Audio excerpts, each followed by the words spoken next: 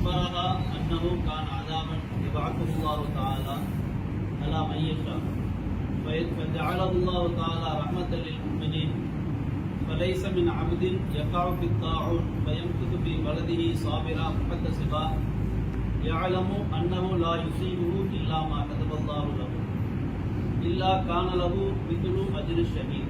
رواه البخاري. பொறுமை என்கிற தலைப்பில் ஹதீஸ்களை பார்த்து வரோம். அதில் ஆயிஷா ரலியல்லாஹு அன்ஹா அறிவிக்கக்கூடிய ஹதீஸ், நான் அல்லாஹ்வின் தூதர் ஸல்லல்லாஹு அலைஹி வஸல்லம் அவர்களிடம் கொள்ளை நோய் குறித்து கேட்டேன். அப்போது நபி ஸல்லல்லாஹு அலைஹி வஸல்லம் அவர்கள் என்னிடம் தெரிவித்தார்கள், அது தான் நாடியவர்கள் மீது அல்லாஹ் அனுப்பும் வேதனையாக இருந்தது. ஆனால் இப்போது அதை இறை நம்பிக்கையாளர்களுக்கு அல்லாஹ் கருணையாக ஆகிவிட்டான். ஆகவே இறைவனின் அடியார் ஒருவர் கொள்ளை நோய் பரவும் போது தமக்கு அல்லாஹ் எழுதிய விதிப்படியே அல்லாமல் எந்த நோயும் தம்மை தீண்டாது என உறுதி பூண்டவராக தம் ஊரிலேயே பொறுமையுடன் நிலைகுலையாமல் இருப்பாராயின் அவருக்கு உயிர் தியாகிக்கு கிடைப்பதை போன்ற நன்மை மறுமையில் கிடைக்கும்.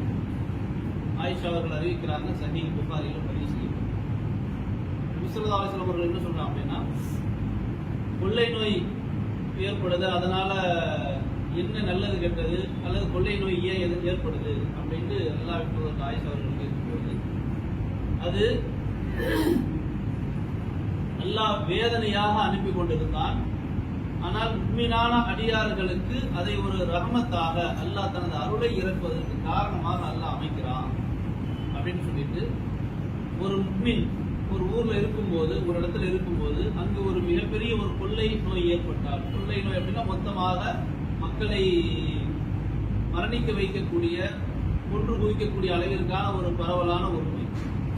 அப்போ அந்த மாதிரி ஒரு நோய் ஏற்பட்டு அந்த ஊரில் ஒரு மனிதர், ஒரு முஃமின் இருந்தார் என்றால், அல்லாஹ் நாடியதை தவிர வேறு எதுவும் எனக்கு ஏற்படாது என்று அவர் உறுதியான நம்பிக்கையோடு இருந்தார். அந்த ஊர்ல அவர் பொறுமையோடு இருந்தால் அவருக்கு உயிர் தியாகிக்கு கிடைப்பதை போன்ற நன்மை மறுமையில் கிடைக்கும் அப்படிங்கிறார். அப்போ அவர் பொறுமையை மேற்கொண்டு அங்கேயே இருக்கும்போது, அதாவது இந்த ஊர்ல இப்படி ஆகி போச்சு, நம்ம இனிமே இருந்தா அவ்வளவுதான் செத்து போயிடுவோம் அப்படின்னு பயந்துகிட்டு ஓடுனா அங்கேயும் அந்த அல்லா தான் பாக்குறான். இப்ப அந்த அல்லா இன்னொரு வகையில கொண்டு வந்து சேர்க்க முடியாத மரணத்தை. அல்லாஹ் சொல்வது என்ன அப்படின்னா, அதற்காக நீங்க பொறுப்பு இல்லாம இருக்கீங்கிறது சொல்லல. வேற சில ஹதீஸ்கள் வருது, வாய்ப்பு கிடைக்கும் போது பார்ப்போம் அதை பத்தி. இப்ப இதுல என்னன்னா, பொறுமையோடு சரி நம்ம எங்க இருந்தாலும் அல்லாஹ் நாடுறது நடக்கத்தான் செய்யும், அதை ஒன்றும் செய்ய முடியாது. இங்க இருந்தா நம்மளுக்கு வராமலும் அல்லாஹ் காப்பாத்துவான், வெளியே போனா அங்கேயும் கொண்டு வந்து அல்லாஹ் நம்மளை சாவடிக்க முடியும். அப்ப அதனால எதுவுமே அல்லாஹ்வை மீறி நடக்க போறது இல்ல, அவன் நானது நடக்கும் அப்படி என்பதாக சொல்லி அவர் பொறுமையாக இருந்து நன்மையை நாடி இருந்தால், அந்த எண்ணம் இருக்கணும். நன்மையை நாடி இருந்தால் அவருக்கு உயிர் தியாகிக்கு கிடைத்த நன்மை என்னவோ அது போன்று அவருக்கு கிடைக்கும். அப்போ ஒரு ஷஹீதாக்கப்பட்டா எவ்வளவு பெரிய நன்மை அவர் அடைகிறாரோ அப்படிப்பட்ட ஒரு நன்மையை இவரும் அடைகிறார் என்று அல்லாஹ் சொல்லிக்கிறார். அப்ப இதுல உள்ள முக்கியமான பாடம் என்னவென்றால், அந்த பொறுமையாக இருப்பதற்கான அந்த பயன் என்ன அப்படிங்கறத பார்க்கணும். அடுத்ததாக இதே போல ஒரு ஹதீஸ், இன்னல்லாஹ தஆலா இதபுத்தலைத்து அப்தி பி ஹபீபத்தைஹி ஃபஸபர அவ்வதுஹு மின்ஹுமா அல் ஜன்னah. அல்லாஹ் கூறுகிறான், நான் என் அடியானை அவனது பிரியத்திற்குரிய கண்கள் என்ற இரு பொருட்களை பறித்துக் கொண்டு சோதித்து அவன் பொறுமை காப்பானையானால் அவற்றுக்கு பதிலாக சொர்க்கத்தை நான் அவனுக்கு வழங்குவேன் என்று நபி ஸல்லல்லாஹு அலைஹி வஸல்லம் அவர்கள் கூறினார்கள். அறிவிப்பவர் அனஸ் ரலியல்லாஹு அன்ஹு, சஹீஹ் புகாரியில இந்த ஹதீஸ் பதிவு செய்யப்பட்டது. அப்ப அல்லாஹ் சொல்வதாக நபி அவர்கள் சொன்னாங்க. நிறைய ஹதீஸ்கள் ரசூலுல்லாஹ் அவங்களா சொல்லுவாங்க, அதுவும் அல்லாஹ் போடுறதுதான். சில ஹதீஸ்கள் ஹதீஸை புதுசி அப்படிம்பாங்க, அது அல்லாஹ்வுடைய பேச்சு. இப்ப அல்லாஹ் சொல்கிறான் என்று நபி அவர்கள் சொல்கிறார்கள், மனிதனுக்கு அவனுக்கு மிக விருப்பமான இரண்டு பொருட்கள், அதை நான் கைப்பற்றிக் கொண்டு அவன் அதை பொறுமையோடு இருந்தால், சகித்துக் கொண்டு இருந்தால், அந்த இரண்டுக்கு பகரமாக சுவனத்தை, சொர்க்கத்தை நான் கூலியாக வழங்குகிறேன். மனிதருக்கு ரொம்ப பிரியமானது எது? ஒட்டுமொத்த மனிதனுடைய உறுப்புகளும் அவருக்கு ஒவ்வொருத்தருக்கும் பிரியமானதுதான், மதிப்பிற்குரியதுதான்.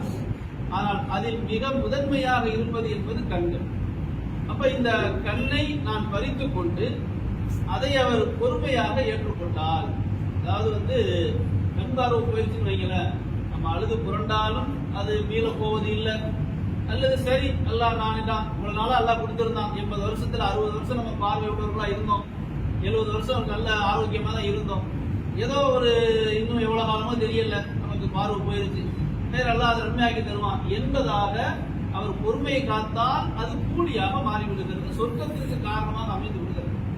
அதே நேரத்துல இப்படி சொல்லி சொல்லி புலம்புறதுனால இப்படி ஆயிட்டனுங்க, அப்படி ஆயிட்டனுங்க, இப்படி ஆயிட்டனுங்க, நல்லதான இப்படி என்பதாக சொல்லி சொல்லி புலம்பும் போது அதனால எந்த ஒரு மாற்றமும் ஏற்பட போவதில்லை அல்லாஹ் நாடியதை தவிர.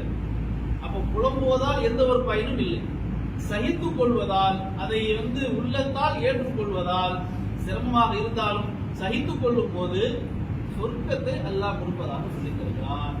மனிதனுக்கு ஏற்படுகிற ஒவ்வொரு இழப்பும் அது இழப்பு அல்ல, மறுமை வெற்றிக்கான, மறுமையினுடைய அந்த அருளுக்கான ஒரு காரணமாக இருக்கிறது என்பதை நாம் அறிந்து கொள்ளலாம். கொஞ்சம் யோசனை பண்ணி பாருங்க. பார்வை குறைபாடுங்கிறது எல்லா வயசுலையும் இன்னைக்கு ஏற்படத்தான் செய்யும்.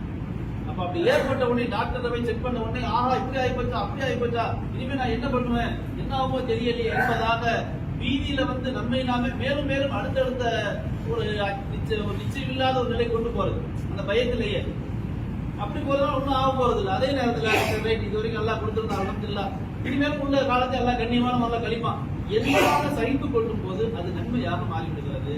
அல்லது முற்றிலுமாக அது இழப்பாக ஆகிவிட்டது என்றால் அவர்களுக்கு ஒரு பாரமாக தெரிந்தாலும் அவர்களுக்கும் நன்மை சகித்துக் கொண்டால் உடன் இருக்கக்கூடிய உறவுகளுக்கும் மிகப்பெரிய ஒரு நன்மை.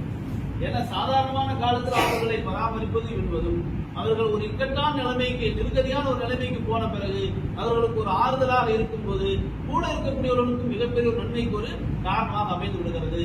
அப்ப நமக்கு ஏற்படக்கூடிய இழப்புகள் என்பது அவருக்கும் அது இழப்பு அல்ல, உடன் இருப்பவர்களுக்கும் அது பெரிய ஒரு சிரமம் அல்ல. பொறுமையோடு இருந்தால் அல்லாஹ் விதித்தது என்பதாக ஏற்றுக்கொண்டால் தரப்புக்கும் அது மிகப்பெரிய நன்மைக்குரிய காரணமாக அமைந்து விடுகிறது என்பதை இந்த ஹதீஸ் நமக்கு சொல்லித் தருது. இதை புரிந்து வாழ அல்லாஹ் அருள் செய்வானாக. வாஹிரு தாவானா.